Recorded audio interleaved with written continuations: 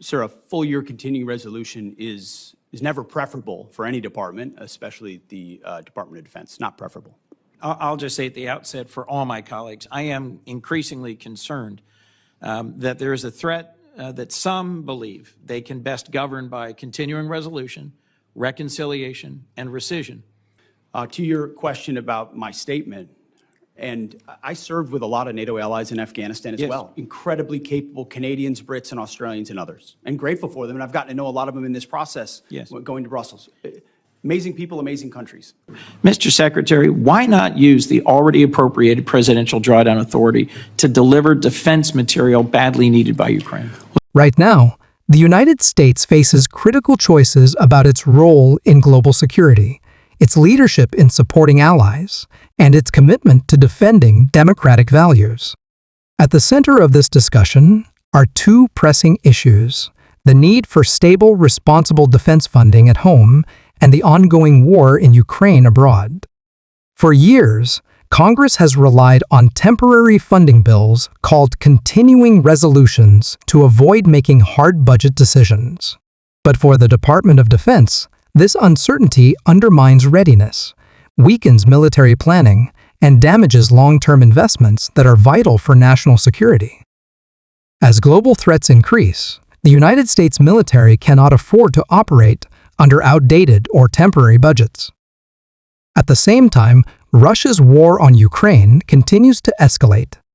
Vladimir Putin's forces are deliberately targeting civilians, trying to break Ukraine's spirit through violence. Thank you, Mr. Chairman. Mr. Secretary, just a quick question to clarify something. Is a full-year continuing resolution bad for the Department of Defense? Just yes or no? Sir, a full-year continuing resolution is never preferable for any department, especially the Department of Defense. Not preferable.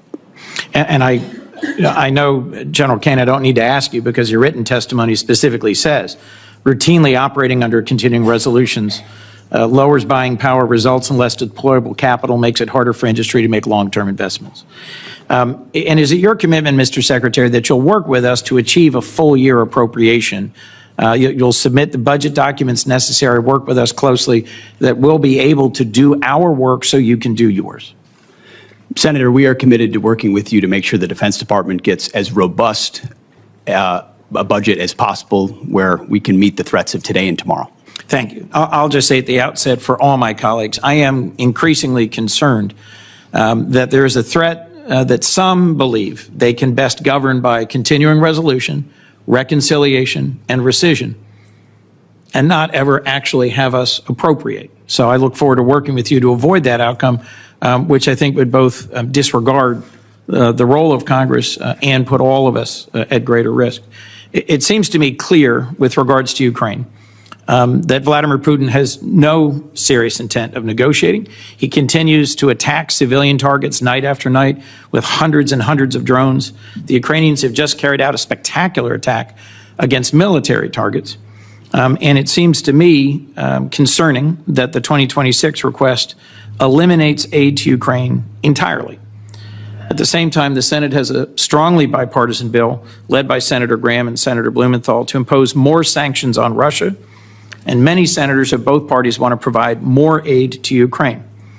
Would you agree, Mr. Secretary, that the United States should use every tool it has at its disposal, including additional sanctions, to pressure Russia to come to the table to negotiate a just and lasting peace for the war in Ukraine?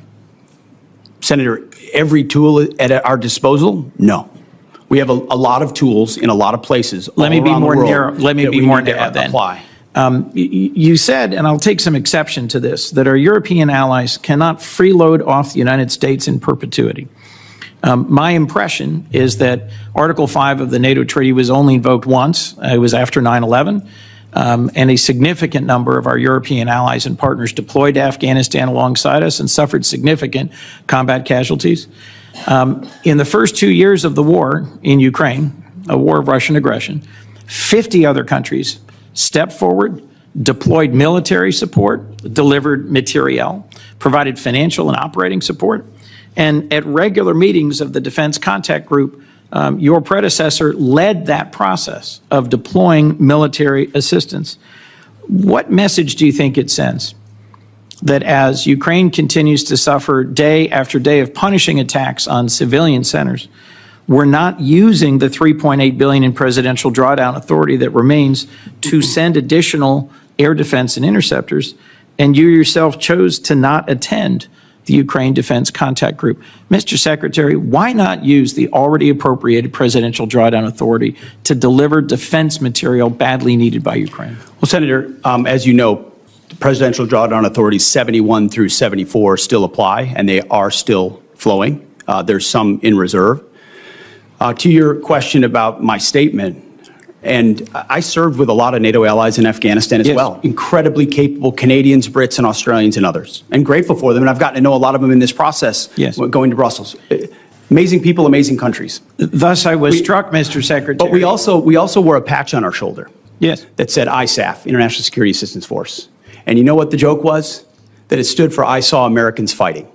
Because what ultimately was a lot of flags, was not a lot of on-the-ground capability. You're not a real coalition, you're not a real alliance, unless you have real defense capability and real armies that can bring those to bear. And that's a reality that Europe is waking up to quickly, and we're glad, because they're our friends, and we want them to be safe and free and secure. And sometimes that takes true talk and tough love, and they've responded very well to that because we want them to succeed. And Mr. Secretary, let's just make clear for the record. The Ukrainian people, however, have stood firm, and they need continued support from the United States and its allies to win not just on the battlefield, but at the negotiating table.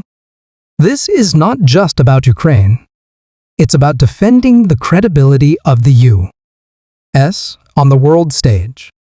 If America turns its back on Ukraine, it signals to other authoritarian regimes that the U.S. doesn't stand by its commitments. That would make the world less stable and America less secure. Our NATO allies have stepped up. They fought alongside us in Afghanistan, and today they are investing in Ukraine's defense. But American leadership remains essential. We cannot afford budget delays or retreat from the global responsibilities that have kept us secure for decades. Peace is only possible through strength, and strength begins with commitment. That our military partners in Afghanistan included many who served and died. Our Danish partners and allies on a per capita basis don't try to make it look like I don't care about the investments of our partners. Of course I do. Mr. I recognize that there were lives lost from other countries. Of course the bulk of the effort was Americans, and an alliance needs to include other countries and be more balanced. Mr. Secretary, to be a real alliance. As I pointed out in my opening comments, our partners and allies have stepped up, have invested, have engaged in the defense of Ukraine, and so should we. We should not be pursuing a ceasefire and a negotiated resolution to the war in Ukraine at any cost. Peace through strength means actually using our strength, continuing to support Ukraine, and securing a lasting peace. Putin will only stop when we stop him. And the best way to stop him is indeed through a stronger NATO. I look forward to the NATO summit. I agree with you that a significant investment by NATO in our collective security is a great investment, but we cannot abandon Ukraine. That would put us significantly at a strategic disadvantage. Thank you, Mr. Chairman.